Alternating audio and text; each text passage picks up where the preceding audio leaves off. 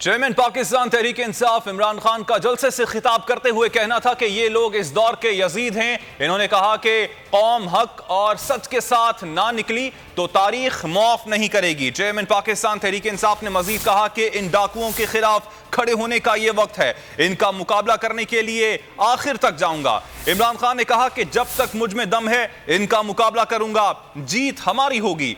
इन्होंने मुल्क में पुलिस को इस्तेमाल किया, लोगों पर जुल्म किया, अब ये मुल्क में दहशत फैलाकर खौफजदा कर रहे हैं। FIA और नैब केसेस में ये जेल में होते, इनके पास ताकत थी, ये लोग बच गए। करप्ट लोग कभी मुल्क के मफाद के लिए खड़े नहीं हो सकते। इमरान खान ने कहा कि इलेक्शन कमीशन से मिलकर धांधली की तैयारी कर रहे हैं। अवाम में निकलते हैं तो चोर और गद्दार के नारे लगते हैं, न्यूट्रल से पूछते हैं आपका काम तो मुल्क का दिफा करना है, चोरों और डाकुओं से कौम को बचाना हमारी जिम्मेदारी है। इमरान खान ने कहा कि शहबाज शरीफ अपनी करप्शन बचाने के लिए इक्तदार में आए, साजिश के तहत आने वाली हुकूमत ने मुल्क को अंधेरे में धकेल दिया। मुरासला आया कि इमरान खान को निकालो वरना मुल्क को मुश्किलात का सामना करना पड़ेगा। इसी हवाले से बात करने के लिए इस वक्त हमारे साथ मौजूद हैं सीनियर तजियाकार अमीर अब्बास। बहुत शुक्रिया अमीर साहब आपके वक्त का। अमीर साहब, चेयरमैन पाकिस्तान तहरीक इंसाफ इमरान खान के आज के बयान को आप कैसे देखते हैं? देखिए, सबसे पहले तो आज लोग इंतजार कर रहे थे कि वो लॉन्ग मार्च की तारीख का ऐलान करेंगे क्योंकि वो तकरीबन 3 दफा इसको डेफर कर चुके हैं। एक तो 26 को उन्होंने कहा कि वो 6 दिन का टाइम दे रहे हैं हुकूमत को, 6 दिन का टाइम 31 को पूरा हो गया था। उन्हें 1 जून को अगले लॉन्ग मार्च की तारीख देनी थी, उन्होंने नहीं दी।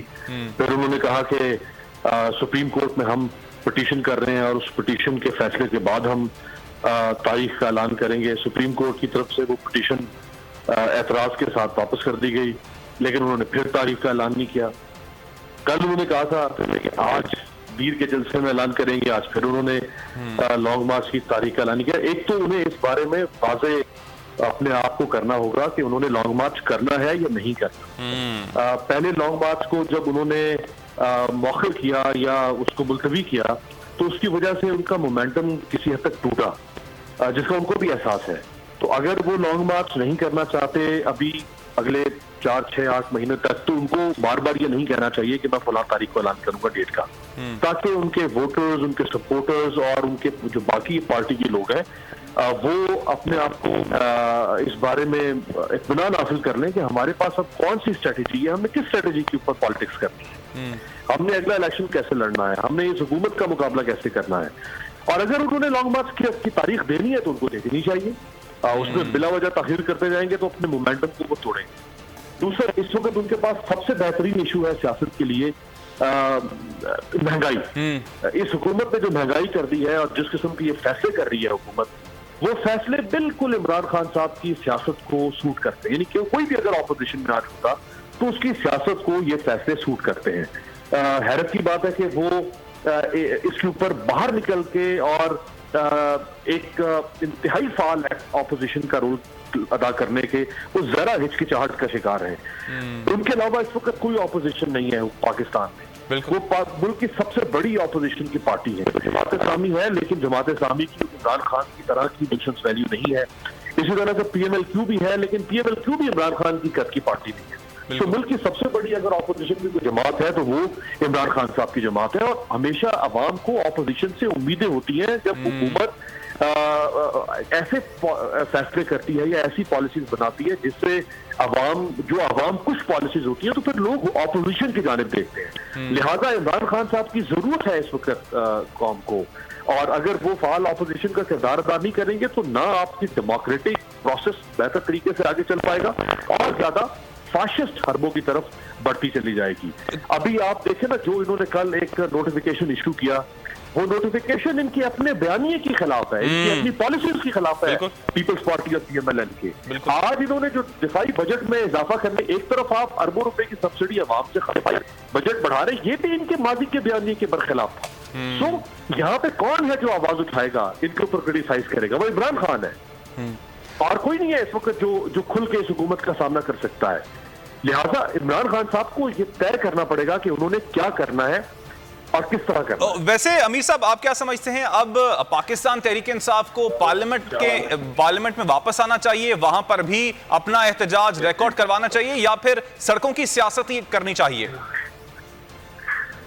नहीं, देखिए इमरान खान साहब को जो प्रोटेस्ट है वो किसी भी डेमोक्रेटिक प्रोसेस का पार्ट एंड पार्सल होता है, और वो कौमें जहां कोई आवाज उठाने वाला ना हो, जहां कोई एहतजाज करने वाला ना हो, उनकी निस्बत वो कौमें 1000 दर्जे बेहतर होती हैं जहां लोग बाहर निकलते हैं, सड़कों पर आते हैं, एहतजाज करते हैं। कंडीशनल होता है कि वो पीसफुल होना चाहिए। तो इमरान खान साहब की ये स्ट्रेटेजी कि वो बाहर निकलेंगे, वो प्रोटेस्ट करेंगे, इसमें तो कोई अनडेमोक्रेटिक ऐसी चीज नहीं है, और ये होना चाहिए। मैं समझता हूँ जिन माशरों में ये ना हो वहां पे तो फिर फाशिस्ट रिजीम सर्वाइव करते हैं। अब सर आप देखते हैं मामलात जो हैं पॉइंट ऑफ नो रिटर्न की जानिब जाते जा रहे हैं। जिस तरह से पेट्रोल की कीमतों में इजाफा किया गया और आगे भी इंदिया दे दिया गया कि 15 जून को शायद मजीद इजाफा कर दिया जाए, बिजली की कीमतों में भी इजाफा कर दिया गया है, गैस की कीमतों में भी इजाफा किया जा रहा है। अब आगे जो महंगाई है उसमें मजीद इजाफा होगा। जो तनख्वाह थी, तनख्वाहदार तबका है, उसकी तनख्वाह तो उतनी ही है, बल्कि शायद उनको वो भी अब मिलेगी नहीं मिलेगी, इस पर भी सवालिया निशान है। तो आगे जो मामलात हैं वो आप कहां पर जाते हुए देख रहे हैं? देखिए 10 को बजट भी हुकूमत ने अनाउंस करना है। तो एक तो ये जो अभी 60 रुपए के करीब पेट्रोलियम प्रोडक्ट्स में इजाफा है, इसी तरह से अभी इसमें बिजली की कीमतों में इजाफा है।